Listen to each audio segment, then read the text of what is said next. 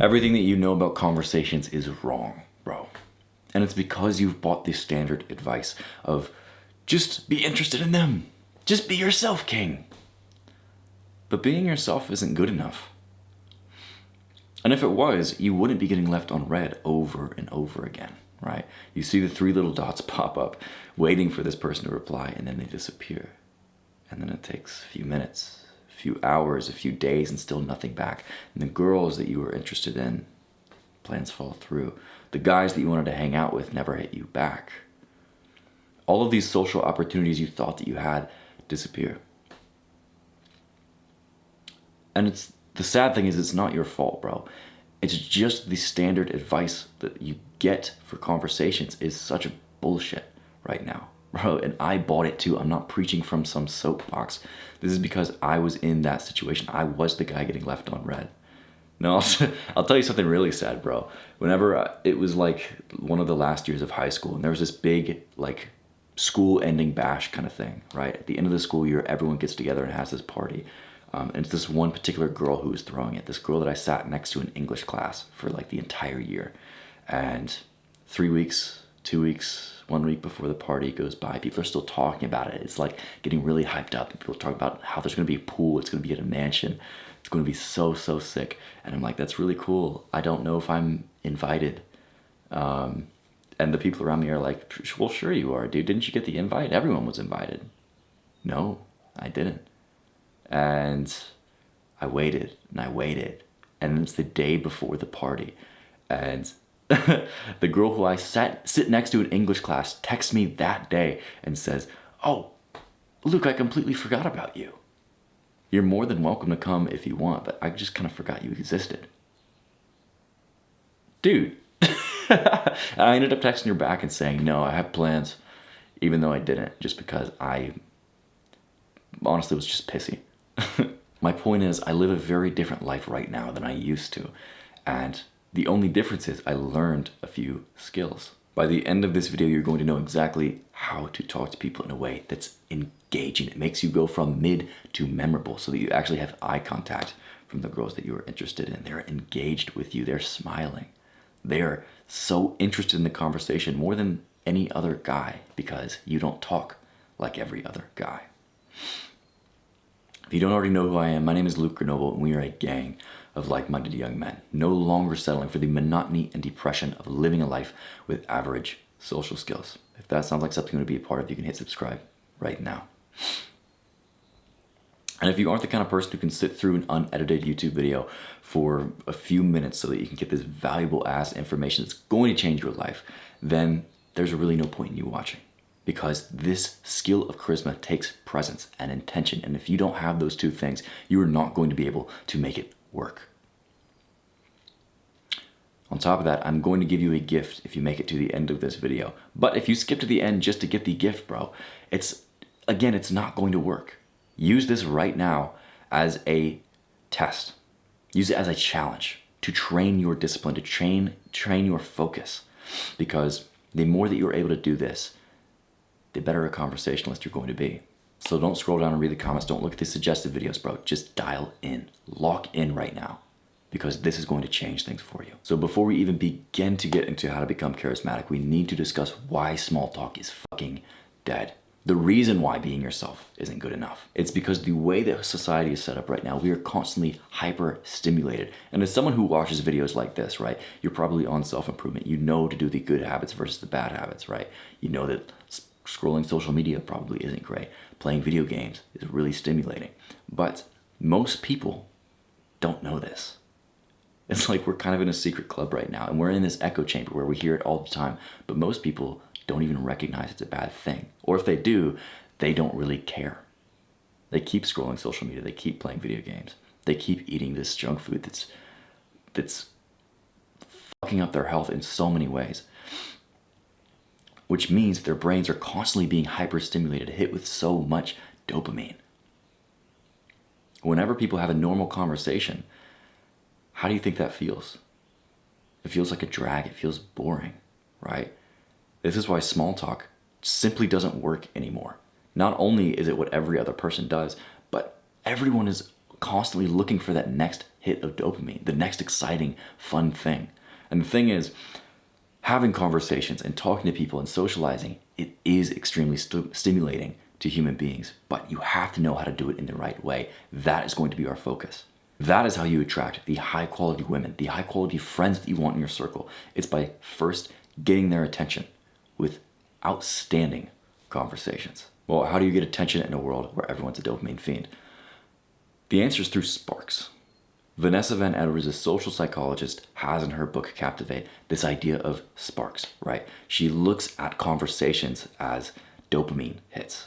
There's hits of dopamine in conversations when things are really unique and interesting and exciting. Whenever you say things that people haven't heard before, whenever you ask interesting questions that people are really into, you are sparking dopamine in people. I am taking this a step further and applying leadership principles to it. So long story short, you spark dopamine in conversations by starting the conversation with something that is interesting, emotional, and most importantly, unique, meaning something people have not heard before. But to create these sparks, we have to look at the real reason behind why your conversations haven't gotten attention.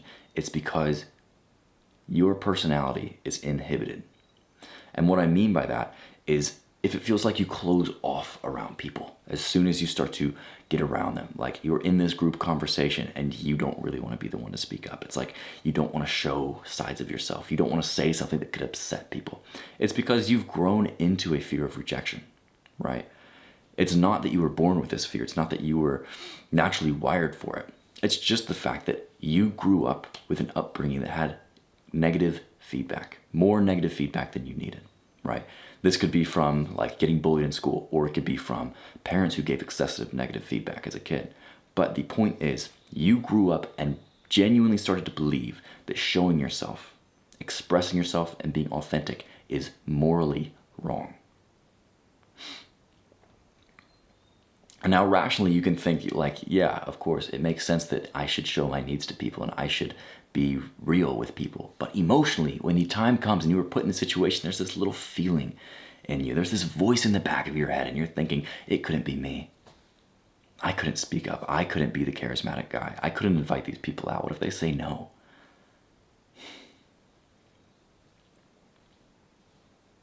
And it's that little voice that keeps you from living the life that you fucking dream of, bro. The sooner that we kill that little voice in your head, the sooner that you are going to be able to be this social celebrity. So you can be a nice guy, you can be generally likable, but it doesn't mean that you're able to create conversational sparks, because that requires you to be vulnerable by saying things that are exciting, unique, interesting, and real to you. And fact is, bro, some people might not like you whenever you start to show yourself. Good. You didn't want them in your life anyway. Why? You wouldn't like them. So why would you care about their opinion?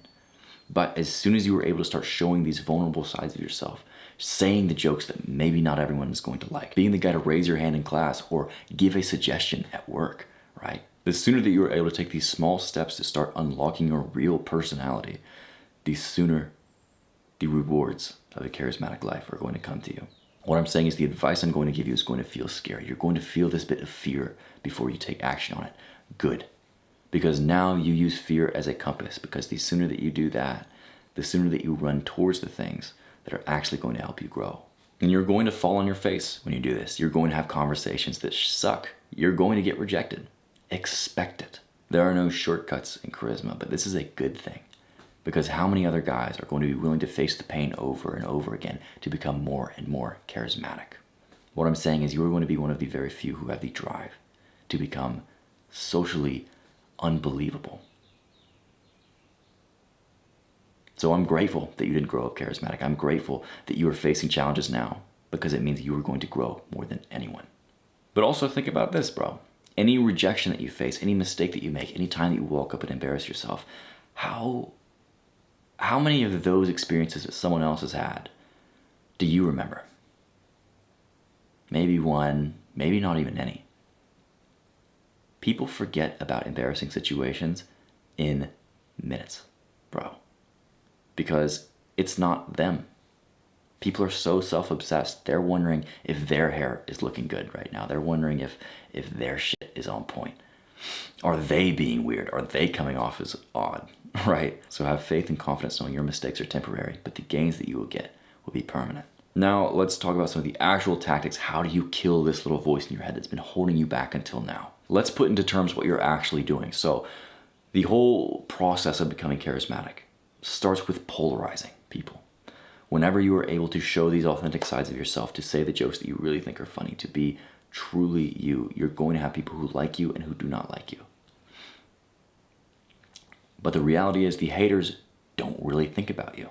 And they don't even dislike you that much. They just might not be your vibe. But the people who do fuck with you, these are going to be your best homies, bro. These are going to be the people that you hang out with all the time, right? The people that you are plotting how to take over the world with. Or the girls who you cannot get enough of, who you are smiling on the phone, right? It's like 2 a.m. You need to go to bed and your eyes are tired, but you just can't because you love talking to this person that much. This is the only way that you find these kinds of people. It's by polarizing. It's by showing your beliefs, by showing your values, the things that you care about, bringing it up. So how do you start showing these authentic sides of yourself to create sparking dopamine in conversations? The very first thing that you do is to make statements rather than questions. I'm going to be the first person to tell you to judge a book by its cover. Make assumptions. Because when you do, and you say these assumptions out loud, it's immediately interesting to people. And of course, like, don't be a dick, but whenever you go up to someone, imagine I was to go up to a girl, right? Do you think a more interesting conversation would be, hey, so what's your major? Or if I said something like, you look dangerous in a fun way, am I right? Which do you think would get her attention more? The reason this works is because it's what we call a state break, right? It gets them out of the phone haze that they're in. You know how everyone's looking at their phone, like the best they can do whenever they pass you is give a white person smile. This gets people out of that mode of being because it's interesting, right? They think, wow, I haven't heard that before. Why does he think that? And that's the biggest question right there. That's the biggest thing with assumptions is people want to know why. Why did you think that about me? Because either you're right or you're wrong, right? And if you're right, people are going to feel like they're red. People are going to feel like, oh, wow, how did you know that? And if you're wrong, it's not that big. People are like, no, that's not me at all. I'm a pretty safe person, easygoing. Why did you think that? Either way, there's curiosity. There's excitement in the question. And this is the feeling that you want to chase in conversation, is the feeling of excitement. So on top of making statements rather than questions to start a conversation, the next thing you can do is talk about things that are emotionally invested, right? The things they're emotionally invested into. People attach personal meaning and depth to certain parts of their lives, meaning whenever you speak about this, it's as if they're giving a piece of themselves to you. They're showing you a piece of themselves because we attach our ego to things that we invest a lot of time into. Some of my go-tos for this are asking, what is your favorite thing ever? Or what was the most exciting thing to happen to you this week? Because again, this focuses on the feeling of excitement. Whenever you do this, it's so easy to start to show sides of yourself because the other person's doing it too, right? They're showing you these sides of themselves and they're like, look at all these interesting things that I did this week. Look at this hobby that I have. Look at this. Or maybe this guy came up to me and said this really weird thing and it was hilarious. The point is, whenever you start talking about things with emotional investment, not only are you going to get closer to this person, see more of them, but you're also going to start revealing yourself too. The last tip, and probably the most effective one, is going to be just lowering your filter and using your inner dialogue. So your inner dialogue is this voice in your head that's commenting on every single thing around you, saying that sign sucks, this wall is a weird color, it's really bright in here. Whenever you are able to tap into this inner dialogue and just say the things that are on your mind, not only do you start saying things that are real, authentic, and likely have emotional attachment, but on top of that, you start to believe that the thoughts that you have are important. And this is fucking huge, bro. Because whenever you start to believe that, and you start to say these thoughts out loud, you start to see yourself as more important. You start to build up your own self-esteem. And this whole process is not only making you more charismatic, but it's also building your self-confidence because the two go hand in hand. So whenever you say you're walking to a cafe and you see this girl and you, instead of just starting a conversation with, hey, how's your day going? Or hi, what's your name? You could be like, the recommended drink of the week sounds like absolute ass. Is that just me? This way you are having conversations that don't feel like a fucking data exchange, right? They don't feel like an interview. You're skipping the step between acquaintance and going straight to friend by speaking as friends speak. Because does friends ask each other questions back to back? No. Job interviews do. Friends make statements. Sure, they ask questions too, but they also comment with their own thoughts and opinions. They show themselves to each other. When you start putting all of this advice together, you start to become playful, emotionally real, authentic. And you start to have conversations that are actually exciting. So basically, get the dopamine fiends out of their phone haze by using sparks in conversation with making statements over questions, assuming things about people, talking about things with emotional ego attachment, and lastly, tapping into your inner dialogue. Because when you do this, things change drastically, bro. Yes, you fall on your face a few times, but after that, you learn. After that, these situations that were once awkward are no longer awkward for you. You just have this inner confidence that's unshakable at this point. And how do you think you come off around women, around the guys that you want to be friends with, whenever this is the case? People are going to look at you and think, what changed? He seems different now. And that is the place I'm excited for you to be in. If you've stuck around this long, I know that you're not only interested, you are committed to the path of charisma.